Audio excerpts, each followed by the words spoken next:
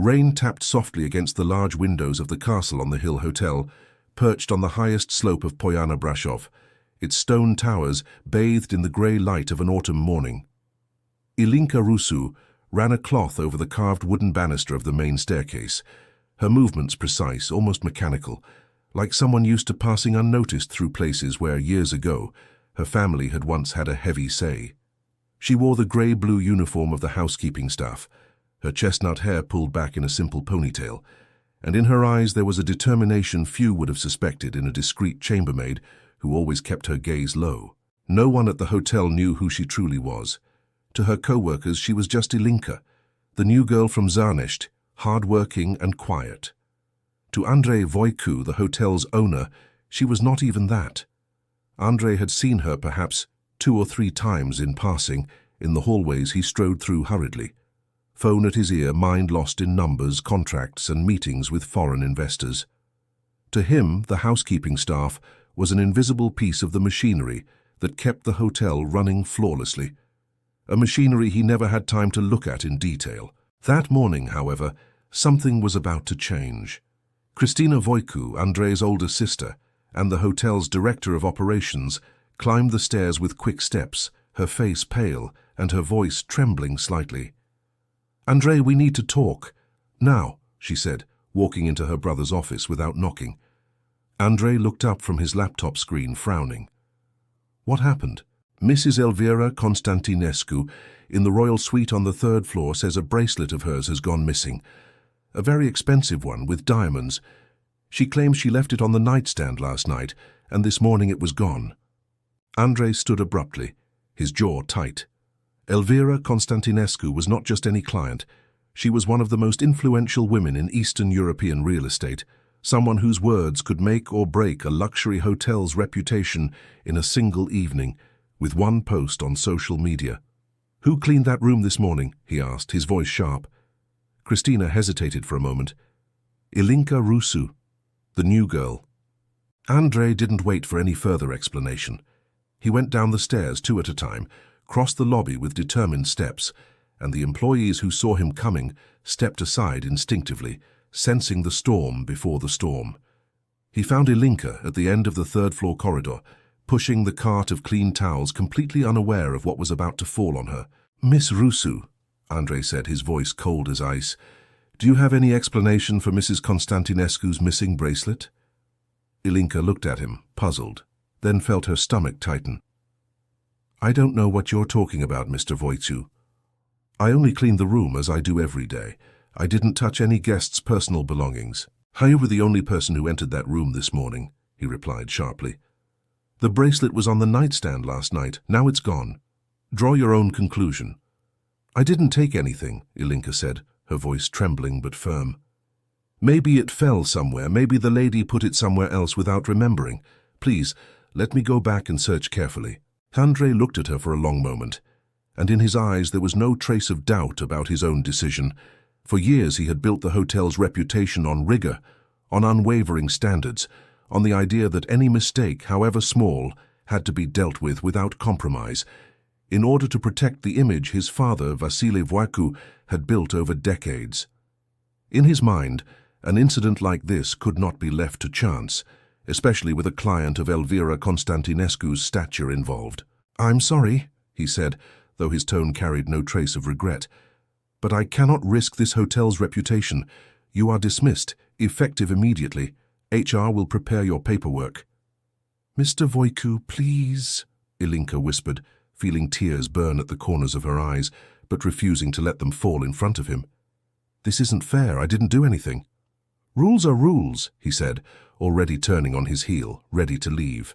Ilinca stood there in the middle of the corridor, the cart of towels beside her, feeling everyone watching her out of the corner of their eyes, some with pity, others with a cold curiosity, typical of any place where other people's dramas become, for a moment, a spectacle. She clenched her fists, and into her mind flashed the face of her grandfather, Petre Rusu, the old man who, years ago, had raised her, telling her night after night about this hotel, about its stones, about the forest behind it, and about a past that the Voicu family seemed to have wiped completely from the place's collective memory. Because although no one at the hotel would ever have suspected it, Ilinca Rusu had not come to the castle on the hill just for a modest chambermaid's salary.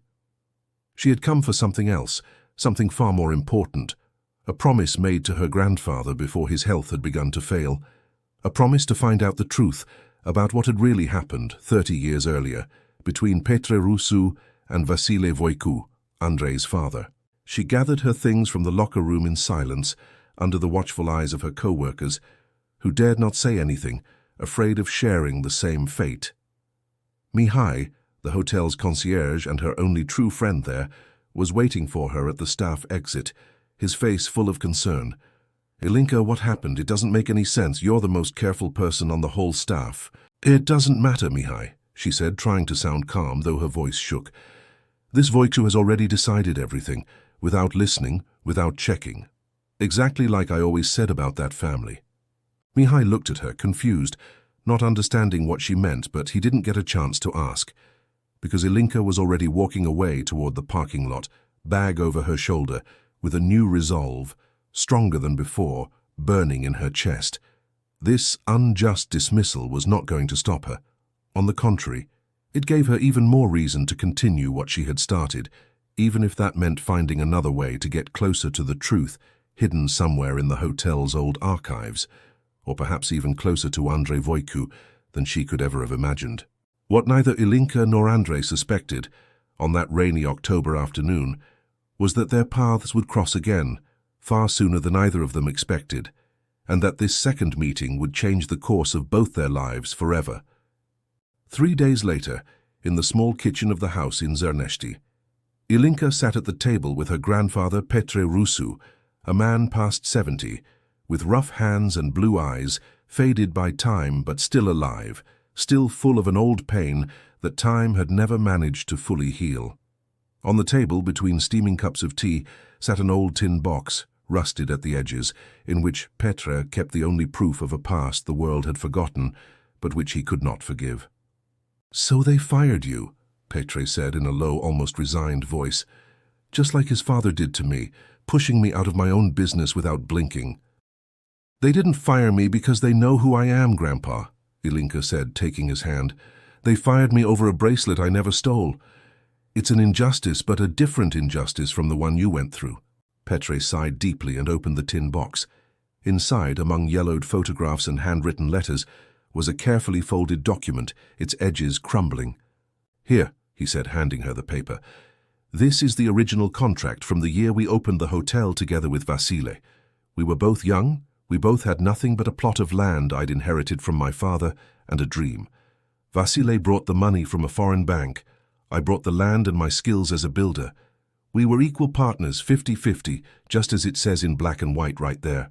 Ilinca carefully unfolded the yellowed paper, reading the lines written in elegant, almost extinct handwriting. She recognized the signatures of the two young men, side by side, like a promise of brotherhood that would later prove far too fragile. "What happened, Grandpa? Why aren't you the owner now?"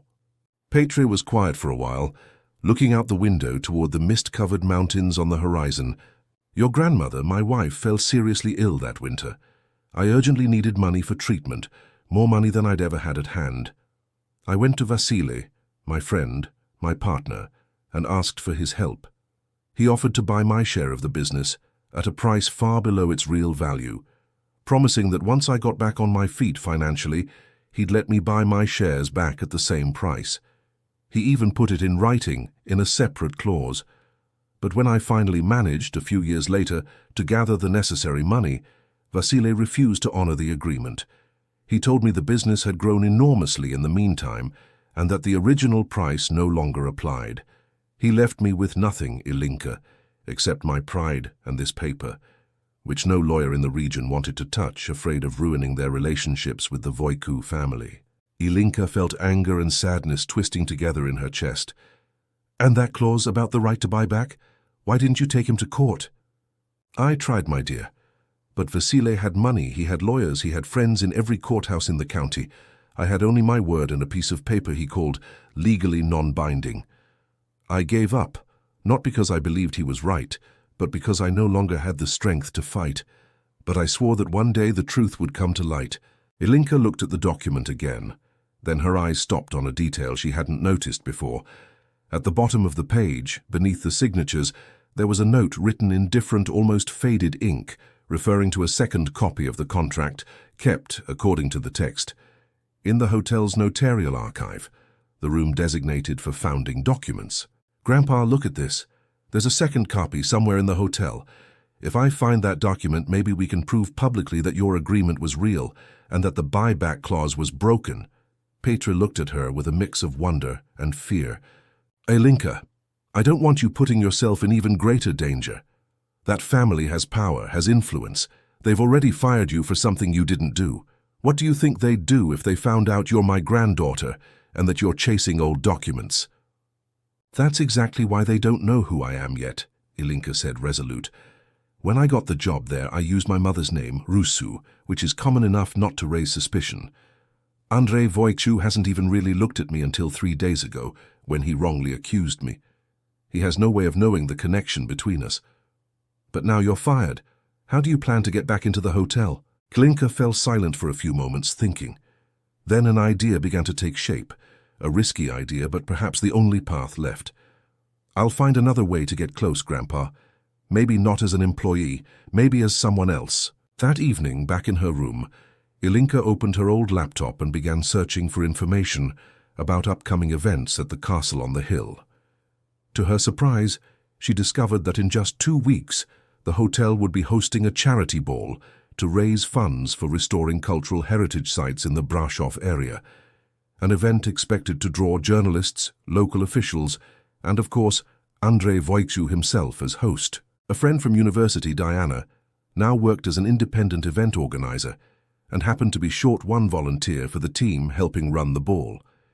Ilinca immediately messaged her, asking for a favor that years earlier she herself had once promised to return to Diana. She would not be returning to the castle on the hill as a simple chambermaid. She would return as a volunteer at a select event, in a borrowed dress, her hair styled, and a cover story carefully prepared, ready to step once again into those halls.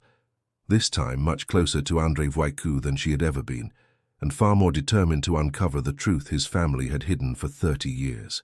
What Ilinca did not know, as she closed her laptop with her heart racing from emotion and fear, was that in those same days, Andrei was wrestling with his own regret, unable to forget the wounded look of the girl he had wrongly dismissed, a look that was beginning to haunt him more than he cared to admit. 6 months later, the castle on the hill looked different, though its stones remained the same, and its towers continued to dominate the landscape of Poiana Brasov with the same decades-old grandeur. The difference wasn't visible in the architecture, but in the atmosphere now shared among the staff, among walls that had once hidden an old injustice and now seemed to breathe easier, freed at last from the weight of the secret. On the hotel's main facade, alongside the historic Voicu family name, a new plaque had appeared, discreet but full of meaning. Founded by Vasile Voicu and Petre Rusu. This restoration, a detail seemingly minor to an ordinary visitor, meant a great deal to the two old friends who, in the months following the press conference, had spent more and more time together, recovering lost conversations, walks along the paths behind the hotel, and Sunday afternoon chess games, as if 30 years of silence had never truly existed.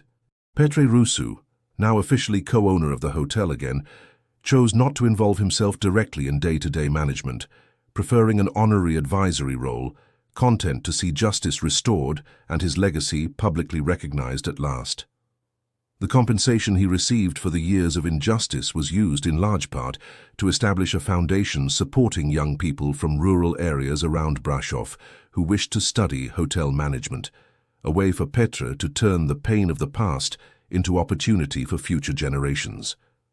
Ilinca, meanwhile, had given up her role as temporary assistant to take on a position far better suited to her talents, Director of Public Relations and Special Events for the hotel, a post she earned not through favoritism, but through an open competition, organized by Christina herself, who had insisted with humor that no one in the family was allowed to influence the decision. "Are you sure you want to stay here with all these complicated memories?" Andrei had asked her one evening, as they walked together on the hotel terrace, watching the city lights twinkle in the distance. The complicated memories became part of our story, Andrei, she had answered, leaning against his shoulder. I don't want to run from this place. I want to transform it, together with you, into a place where truth and fairness matter more than appearances.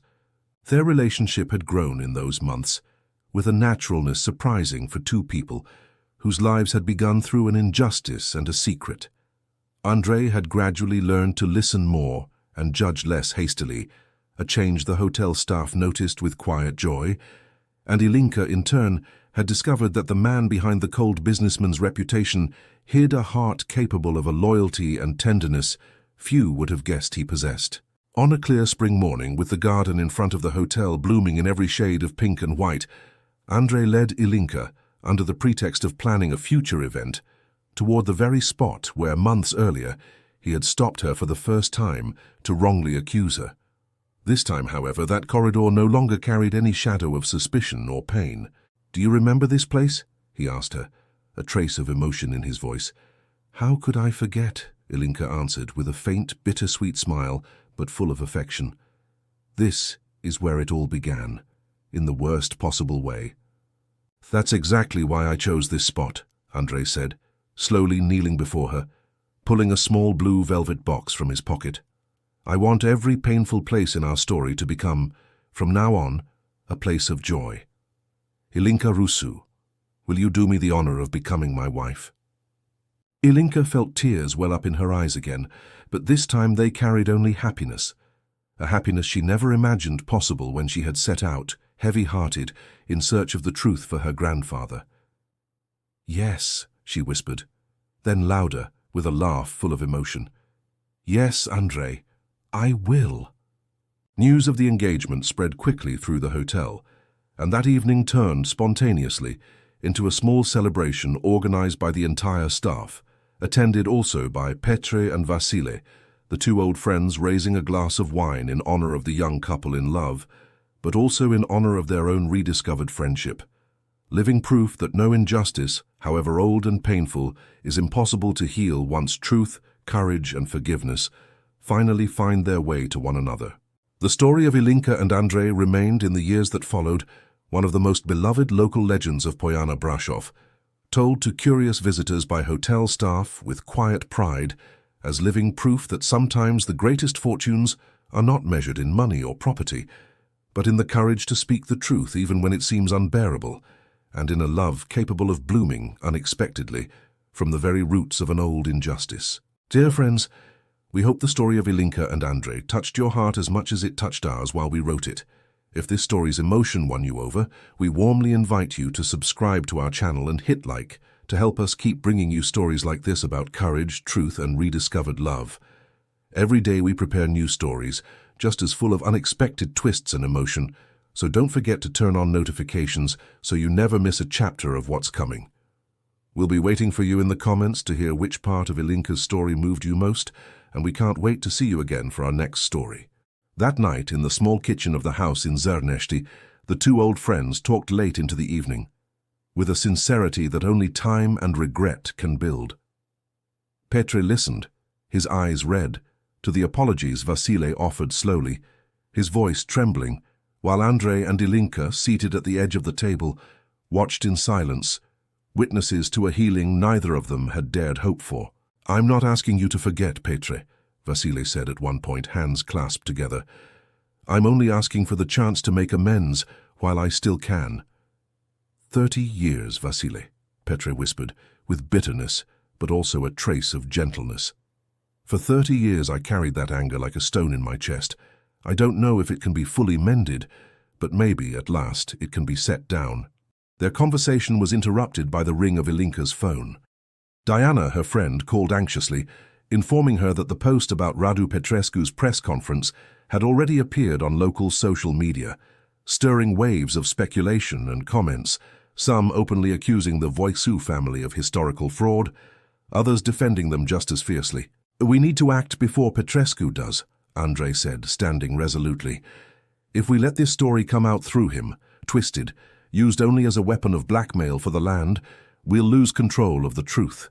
We need to be the ones to say it, in our own words, what happened before he turns it all into a dirty scandal. Vasile nodded, with a resolve Andrei hadn't seen in him for years. "He's right," he said, looking at Petre.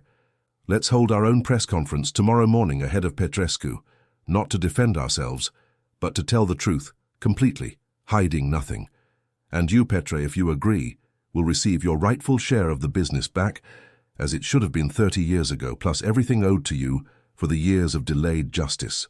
The next morning, the hotel's conference room, the very room where only weeks earlier Ilinca had been unjustly dismissed, filled with journalists, curious onlookers, and local officials, drawn by the rumors that had spread overnight.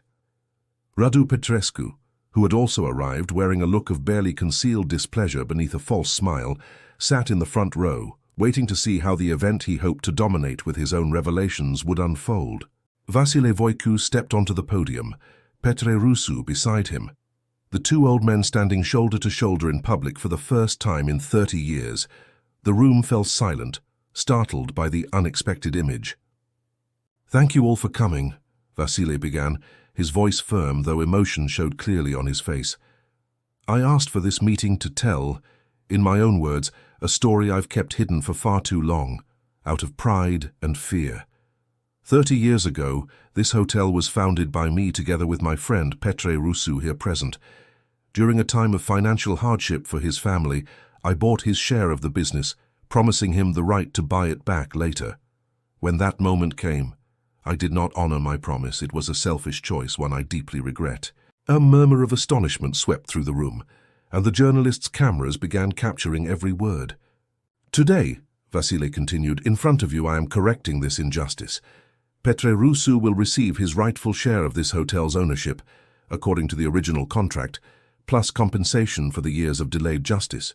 Furthermore, I want to publicly introduce his granddaughter, Ilinca Rusu, a courageous young woman who worked here, under a discreet identity, to uncover a truth my family had buried for far too long." All eyes turned to Ilinca, standing beside Andrei near the exit, her cheeks burning under the weight of everyone's attention. Radu Petrescu, watching his plan to use the information as blackmail crumble before his eyes, stood up abruptly, trying to force his own version of events. "That doesn't change the fact that your employee was caught illegally entering the hotel's private archive," he shouted, hoping to reignite the scandal in his favor. Andrei stepped forward, taking the floor with calm but firm resolve. "Miss Rusu was searching in my family's archive for proof of an injustice that we, the Voicu family, caused. She stole nothing, destroyed nothing. She was searching for the truth, and that truth has just been confirmed publicly by my own father. As for the theft accusation that led to her unjust dismissal, I want to announce that Mrs. Constantinescu's bracelet was found just last night, fallen behind the nightstand in the room where she was staying. Exactly where Miss Rusu claimed from the very start it might be. I apologize publicly, Mrs. Elvira, but especially to Miss Rusu, for the haste and lack of judgment with which I handled this situation." Elvira Constantinescu, also present in the room, confirmed with a solemn nod, and the discreet applause of several journalists marked the moment of release Ilinca had been waiting weeks for. Radu Petrescu, realizing he had nothing left to gain, left the room hurriedly. Under the contemptuous stares of those present, his blackmail scheme having turned into a resounding public failure. After the conference ended, and the journalists began to leave, still asking Vasile and Petre their final questions, Andrei approached Ilinca, taking her hands in his, in front of everyone still remaining in the room.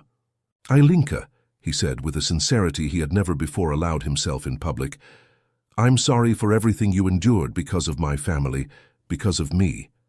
But I am grateful, more than you can imagine, that you had the courage to come here, to fight for the truth for your grandfather. And I am grateful that through all of this I came to truly know you." Ilinca felt the tears she had held back for so long finally begin to fall, this time from relief, not pain. "I didn't come here to find love, Andrei," she whispered, her voice trembling. "I came to find the truth for my grandfather, but I think, along the way, I found something just as important." Andrei looked at her for a long moment, then, without hesitating any further, kissed her right there in the middle of the room, still echoing with recent discussions, under the moved gazes of Petre and Vasile, two old friends rediscovered, witnesses to the birth of a new story. built on the foundation of a truth they themselves had not had the courage to face 30 years before. The drive back to town felt endless to Andrei, his mind racing through scenarios, some darker than others. He arrived at Ilinca's house in Zernest just as the sun began sinking toward the horizon, painting the sky a deep orange that contrasted strangely with the unease in his soul. Ilinca opened the door, surprised to see him there, especially accompanied by an old man she didn't immediately recognize, but whose gaze, the moment it met her grandfather's, who had just appeared in the kitchen doorway, revealed the truth before a single word was spoken. Petre Rusu froze in the doorway, one hand braced against the frame, looking at Vasile Voicu for the first time in 30 years of heavy silence. "Vasile," he whispered, his voice a blend of astonishment, old pain, and perhaps a fragile trace of hope. "Petre," Vasile answered, his eyes wet. "It's time we talked, old friend. Time I made right what I destroyed." Andrei and Ilinca exchanged a long emotional look, both aware that this moment, this unexpected reunion between two old friends divided by an old injustice, would decide not only the fate of a family business, but perhaps also the fate of their own story, barely begun and already threatened by the shadow of an imminent scandal. In the weeks that followed, their relationship took an unexpected shape. Andrei included her in planning meetings for upcoming events, asked her opinion on organizational details, and gradually their brief professional conversations began turning into longer, more personal talks, held during the evenings when they both stayed late at the office, surrounded by reports and guest lists. Andrei discovered in Ilinca a sharp intelligence, a sense of observation he rarely encountered among his employees, and a direct honesty that, although it had irritated him at first, he came to like more than he would have imagined. Ilinca, in turn, began to see Andrei in a different light than the one she had built in her mind for years, listening to her grandfather's bitter stories. She discovered a man burdened by the responsibility of an inherited business, caught in constant pressure to prove himself worthy of his father's trust, a lonely man despite his wealth and social status. Still, complications were not long in coming. Radu Petrescu, an ambitious investor from Brașov, known for his aggressive acquisitions of luxury properties throughout the region, had begun pressuring Andrei to sell him part of the land surrounding the hotel, land essential to the Voicu family's expansion plans. Learning of the growing closeness between Andrei and his new assistant, Petrescu decided to use this information to his advantage, discreetly hiring a private investigator to dig into Ilinca's mysterious past. One evening, as Ilinca and Andrei were alone in his office, reviewing the final details for an important corporate event, Andrei looked at her with a serious, almost vulnerable expression.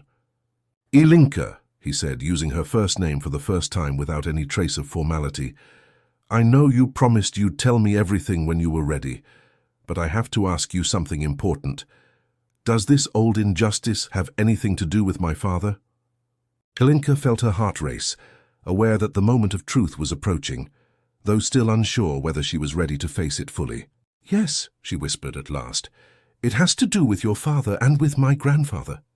Andrei fell silent, and in his eyes Ilinca could read a mix of fear and resolve, a sign that whatever truth was about to come to light, he was at last ready to hear it.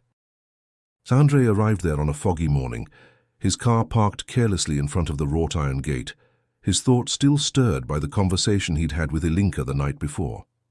He found his father in the garden, trimming dried roses with an old pair of shears. In a silence, Andrei broke without preamble. "Father, I need to ask you something about the past, about a man named Petre Rusu." Vasile's shears froze mid-air, and the old man stood motionless for several long seconds before turning to his son, his expression difficult to read. "Where did you hear that name?" he asked, his voice betraying more emotion than he would have liked to show. "I have an employee," Andrei said, "who claims her grandfather's injustice has something to do with you. Her name is Ilinca Rusu." Vasile let the shears drop gently onto the grass and sat down on the nearby stone bench, his gaze lost toward the misty mountains in the distance, as if searching their familiar outline for the courage to speak about something buried deep for 30 years. "Petre Rusu was my business partner," he said finally, almost in a whisper. The best friend I ever had. We built this hotel together, Andre, from nothing, with just our work and a shared dream. But time and hardship drove us apart. And I made a choice I'm still ashamed of to this day. Andre sat down beside his father, listening for the first time to a story he had never known. A story about Petre's wife, gravely ill that distant winter, about the money Vasile had offered in exchange for Petre's shares, about the buyback promise recorded in a written clause, and about Vasile's later refusal to honor it, once the business began thriving far beyond initial expectations. "I was greedy, Andre," Vasile said, his voice breaking. "I saw how much the hotel's value had grown, and I was afraid to share it all again with Petre, as I'd promised. I told myself I deserved more, because I'd brought in the initial money, because I'd taken the greater risk. But the truth is, I broke a sacred promise to a man who had considered me a brother." "And you never spoke to him again since?" Andre asked, feeling anger and sadness mix in his chest. "Never," Vasile admitted. "I was too ashamed to seek him out, and pride kept me from admitting my mistake to his face. I've lived with this guilt in silence, hoping time would dull it. But it seems, if his granddaughter has made her way to you, that the past doesn't bury so easily." At that moment, Andre's phone buzzed with an urgent message from Christina. Opening it, he read with mounting alarm, "Radu Petrescu is holding a press conference tomorrow morning, claims to have evidence of an old fraud in our hotel's history, and is threatening to use it to force the sale of the land. You need to come urgently." Andre felt a cold chill run down his spine. If Petrescu had uncovered the story of Petre Rusu and the broken clause, and now planned to make it public, not out of any desire for justice, but as a weapon of blackmail for his own financial interests, the situation would spiral out of control, damaging not only the hotel's reputation, but, more importantly to Andre in that moment, the safety and peace of mind of Ilinca and her grandfather. "Father, I have to go," he said, standing quickly. "Radu Petrescu found out about this story and wants to make it public tomorrow at a press conference. I need to talk to Ilinca before she hears it from someone else." Vasile rose as well, with an unexpected resolve for his age and health. "I'm coming too, Andre. It's time to fix what I broke, even if that means publicly admitting my mistake." The ballroom of the castle on the hill glittered that evening, like a scene out of a dream. Crystal chandeliers cast golden reflections across the marble floor, and hundreds of candles, carefully arranged among white floral displays, gave the whole space a solemn atmosphere, fitting for an event meant to gather the most influential families of Brasov and its surroundings. Ilinca, dressed in a deep blue gown borrowed from Diana, her hair pinned into an elegant updo, felt like a stranger in her own body. But the determination in her chest had not weakened for a moment. Her task as a volunteer was simple in theory: help coordinate the tables, check guest seating, and make sure everything ran according to Diana's plan. In reality, Ilinca had a completely different goal, a far more dangerous one. The administrative wing of the hotel, the one that housed, according to information she had gathered over the past 2 weeks, the old archive of founding documents, was located just steps from the ballroom through a side corridor rarely used during events. She kept checking her watch, waiting for the right moment, when everyone's attention would be focused on the opening speech, to slip away unnoticed toward the archive. That moment, however, was slow to come, because beside her, champagne glass in hand, appeared a face she recognized instantly: Andre Voicu. "Good evening," he said with the practiced courtesy of a host at such an event, though his gaze lingered on her a fraction of a second longer than necessary.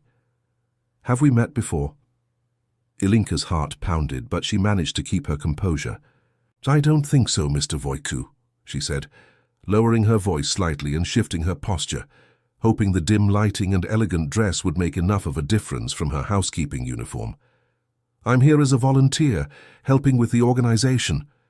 Andre studied her, a slightly puzzled expression on his face, as though something in his memory was trying, without full success, to connect. "I'm sorry," he finally said, shaking his head slightly. "I have the impression I've seen you before. But maybe I'm wrong. It's been a complicated week." "It happens," Ilinca replied, trying to sound detached, though she felt her cheeks burning. Andre could have walked away, as politeness demanded at such a crowded event, with dozens of important guests waiting to speak with him. And yet something kept him there, a curiosity he couldn't quite explain, mixed with a strange sense of guilt that had been following him for days. "Can I ask you something?" he said, lowering his voice. "Last week I fired an employee, a chambermaid, unfairly, I think now, after having had time to think it over more carefully. I haven't managed to find her to apologize. She looked, in a way, like you." Ilinca felt the world stop for a moment, but she kept her voice steady. "Maybe you should try harder to find her, Mr. Voicu, if you feel it was an injustice. Late apologies are better than none at all, but rushed ones are worth very little." Andre looked at her, surprised by the directness of her answer, a tone few guests at such an event would have dared use with him. "You're right," he said with a faint, almost sad smile. "It seems I need more lessons in humility than I thought." Their conversation was interrupted by Christina, who approached hurriedly, her expression serious. "Andre, Mrs. Constantinescu has arrived. You need to greet her personally." Andre sighed but complied, though he cast one last glance toward Ilinca before walking away. "I hope we can continue this conversation," he said. "You never told me your name." "Perhaps another time," Ilinca replied, with an enigmatic smile, feeling that for the moment the risk of being recognized had become too great. Once Andre walked away, fully absorbed in greeting Elvira Constantinescu, who had arrived in a sumptuous gown and a bearing that instantly commanded respect throughout the room. Ilinca seized the general commotion to slip toward the side corridor. Her heart pounded, not only from the risk of being caught, but from the conversation she had just had, a conversation that had revealed a side of Andre Voicu she hadn't expected, a man capable of regret, of doubt, perhaps even of kindness, hidden beneath the thick layer of coldness and efficiency with which he presented himself to the world. The corridor was dimly lit, and the archive door, made of solid wood, was locked with an old padlock, apparently unused for years. Ilinca took a set of universal keys from the small bag hidden beneath her shawl, keys Mihai had lent her a few days earlier, without knowing her true motive, believing she only wanted to retrieve some personal items forgotten in the locker room. The padlock gave way with a surprisingly easy click, and Ilinca stepped into the dusty room, filled with shelves of old files, archive boxes, and furniture covered with faded white sheets. She turned on her phone's flashlight and began searching, hands trembling, through the yellowed labels on the boxes. Contracts 1985, 1990, founders' correspondence, notarial documents. Time slipped away quickly, and the distant sound of music from the ballroom kept reminding her that she had only a few precious minutes before her absence would be noticed. At last, she found a box labeled exactly as she had hoped. Founding documents, Voicu and Rousseau. Her hands trembled with emotion as she lifted the lid of the box. At that very moment, however, she heard footsteps approaching in the corridor. Firm, deliberate footsteps that stopped right in front of the half-open archive door. "Who's in there?" came Andre Voicu's deep voice beyond the door. Ilinca crammed the lid back onto the box, her heart ready to leap out of her chest, aware that she had no way out of that windowless room with a single door, beyond which stood exactly the man she had worked so hard to hide from.